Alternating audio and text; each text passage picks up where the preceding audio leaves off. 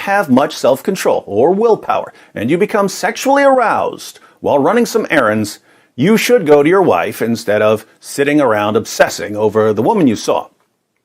But think about this. How many women do you walk by every day? Probably a lot. Do you have to run home every time you see a woman? And keep in mind, Muhammad saw a woman in 7th century Medina.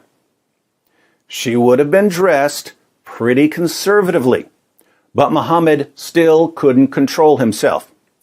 This means, of course, that you and I and pretty much everyone we know have far more self-control, sexual self-control, than the greatest man who ever lived. Third, on this particular occasion, notice which house Muhammad went to. He went to Zaynab to fulfill his desire. Who was Zaynab?